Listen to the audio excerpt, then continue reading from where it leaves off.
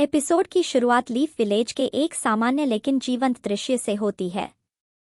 गांव के कुछ बच्चे खुले मैदान में खेल रहे होते हैं। उनके चेहरे पर मासूमियत और बेफिक्री साफ दिखाई देती है। इसी बीच नाटो वहां पहुंचता है।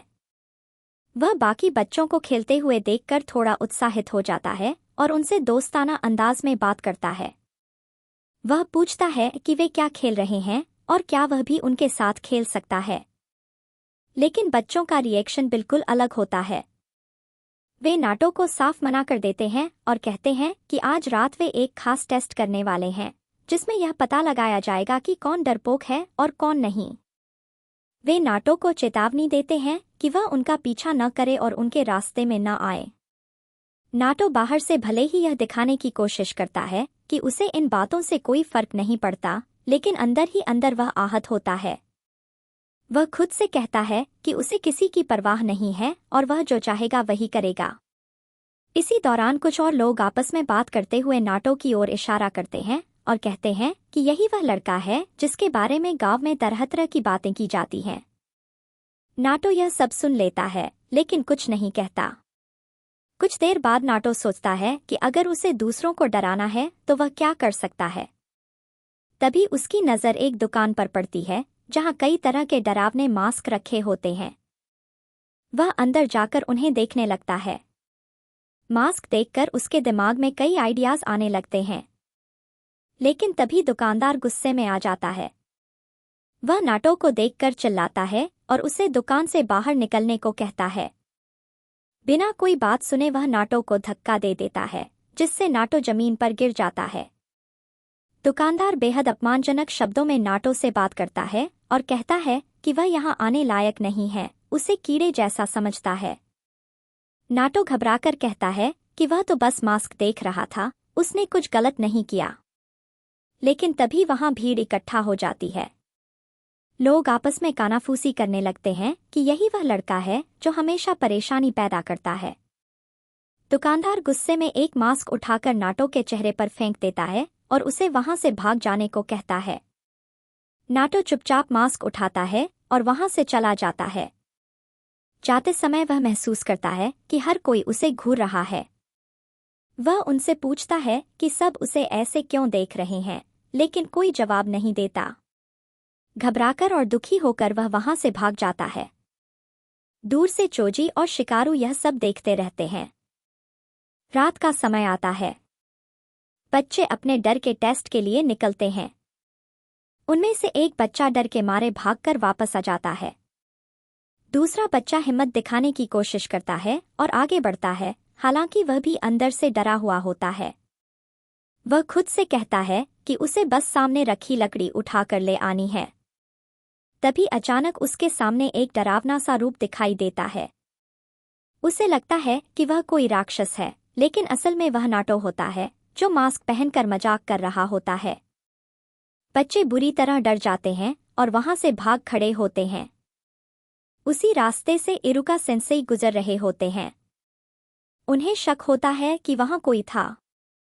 तभी नाटो सामने आता है और हंसते हुए कहता है कि सब लोग डर गए और इरुका को भी वहां से भाग जाने की सलाह देता है। यह सुनकर इरुका को अपना अतीत याद आ जाता है। उन्हें बचपन की एक याद सताती है, जब छोटे इरुका अपनी माँ से पूछते हैं कि क्या सब ठीक है। उनकी माँ उन्हें भरोसा दिलाती हैं और कहती हैं कि गाइड को फॉलो करते रहो। इसके बाद वही रात आती है जब नाइन टेल्स के हमले में इरुका के माता पिता मारे जाते हैं। वर्तमान में लौटते हुए इरुका बेहद गुस्से में होते हैं। वे नाटो से पूछते हैं कि वह इस तरह के मजाक करके आखिर साबित क्या करना चाहता है। नाटो भावुक होकर कहता है कि इरुका भी बाकी लोगों की तरह उसे उसी नज़र से देखते हैं। वह कहता है कि वह कोई कीड़ा नहीं है, वह भी एक इंसान है। वह फैसला करता है कि वह अब कभी अकादमी वापस नहीं जाएगा। इरुका उसे रोकने की कोशिश करते हैं, लेकिन नाटो नहीं रुकता। अगली सुबह अकादमी में इरुका अटेंडेंस लेते हैं और पाते हैं कि नाटो मौजूद नहीं है। बाकी बच्चे कहते हैं कि उसके होने या न होने से किसी को फर्क नहीं पड़ता। इरुका साकुरा से पूछते हैं कि क्या उसने नाटो को देखा है, लेकिन उसे भी कुछ पता नहीं होता। शाम को इरुका थर्ड होकागे से मिलने जाते हैं, लेकिन उन्हें मिलने नहीं दिया जाता। वे उदास होकर एक बेंच पर बैठ जाते हैं। तभी काकाशी वहां आते हैं और बातचीत शुरू होती है। इरुका अपनी परेशानी बताते हैं कि वह नाटो को संभाल नहीं पा रहे।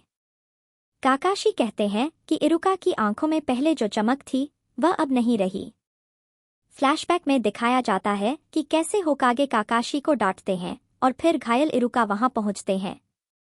इरुका बताते हैं कि कैसे होकागे ने उन्हें विल ऑफ फायर के बारे में सिखाया था और कैसे उन्होंने तय किया कि वे अगली पीढ़ी को यह सिखाना चाहते हैं। इसी वजह से वे इंस्ट्रक्टर बने। वर्तमान में काकाशी इरुका से कहते हैं कि शायद वही अकेले हैं जो नाटो के दिल तक पहुंच सकते हैं। शाम को इरुका देखते हैं कि बच्चे पार्क में नाटो के साथ खेल रहे हैं, लेकिन उनके माता पिता आकर उन्हें वहां से ले जाते हैं और नाटो से दूर रहने को कहते हैं। नाटो को यह बहुत बुरा लगता है। बाद में वह नदी के किनारे सास्के को अकेले बैठा देखता है। दोनों एक दूसरे को देखते हैं, लेकिन बिना कुछ कहे अलग हो जाते हैं। रात में नाटो अकेले बैठकर अपना सादा खाना खाता है और शुक्रिया अदा करता है। उधर इरुका अपने घर में बैठकर नाटो और नाइन टेल्स के बारे में सोचते रहते हैं। अगली सुबह दरवाजे की घंटी बजती है।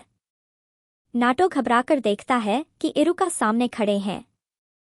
डर के मारे वह भागने की कोशिश करता है, लेकिन इरुका अंदर आ जाते हैं और देखते हैं कि नाटो अकेला खाना खा रहा है। इसी बीच शिकारु अपने पिता से पूछता है कि लोग नाटो से क्यों दूर रहते हैं। शिकाकू उसे सोचने के लिए कहते हैं कि वह खुद नाटो के बारे में क्या सोचता है। शिकारु ईमानदारी से बताता है कि नाटो ज्यादा स्मार्ट नहीं है, लेकिन वह बुरा भी नहीं है।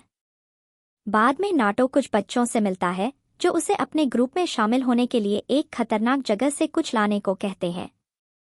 नाटो खुशी खुशी इसके लिए तैयार हो जाता है, यह सोचकर कि अब उसके भी दोस्त होंगे। वह जंगल की ओर निकल जाता है। अकादमी में इरुका को यह पता चलता है कि नाटो पहाड़ों की तरफ गया है। वे तुरंत उसे ढूंढने निकलते हैं। एपिसोड यहीं समाप्त होता है, एक सवाल और एक भावनात्मक माहौल के साथ। क्या नाटो को आखिरकार कोई समझ पाएगा और क्या इरुका अपने डर से ऊपर उठ पाएंगे? प्लीज